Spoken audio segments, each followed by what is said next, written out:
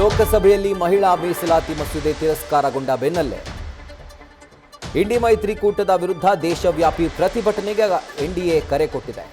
ಮೋದಿ ನೇತೃತ್ವದ ಸಭೆಯಲ್ಲಿ ಎನ್ಡಿಎ ನಾಯಕರಿಗೆ ಒಂದು ಸೂಚನೆಯನ್ನ ಕೊಡಲಾಗಿದೆ. ಇಂಡಿ ಕೂಟ ಮಹಿಳಾ ವಿರೋಧಿ ಕೂಟ ಅಂತ ಬಿಂಬಿಸೋಕೆ ಈಗ ಸಭೆಯಲ್ಲಿ ನಿರ್ಧಾರ ಮಾಡಲಾಗಿದೆ.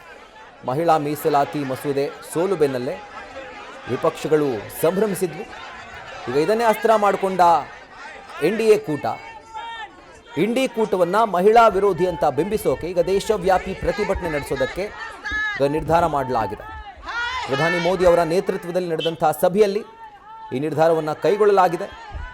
ಯಾವಾಗ ಈ ಐತಿಹಾಸಿಕ ಮಸೂದೆ ಲೋಕಸಭೆಯಲ್ಲಿ ಸೋಲು ಕಾಣ್ತೋ ತತ್ಕ್ಷಣಕ್ಕೆ ದೇಶವ್ಯಾಪಿ ಇಂಡಿ ಮೈತ್ರಿಕೂಟ ಮಹಿಳಾ ಮೀಸಲಾತಿಯ ವಿರೋಧಿ ಅಂತ ಬಿಂಬಿಸೋಕೆ ಈಗ ಪ್ಲ್ಯಾನ್ ಮಾಡ್ಕೊಂಡಿದ್ದಾರೆ.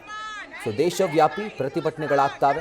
ಪ್ರತಿಭಟನೆಯ ಮೇನ್ ಅಜೆಂಡಾನೇ ಇಂಡಿ ಮೈತ್ರಿಕೂಟವನ್ನು ಇಕ್ಕಟ್ಟಿಗೆ ಸಿಲುಕಿಸಿ ಮಹಿಳಾ ವಿರೋಧಿ ಅಂತ ಬಿಂಬಿಸುವಂಥದ್ದು. ನ್ಯೂಸ್ ಫಸ್ಟ್ ನಿರ್ಭೀತಿಯಿಂದ ನಿಮ್ಮ ಪರವಾಗಿ.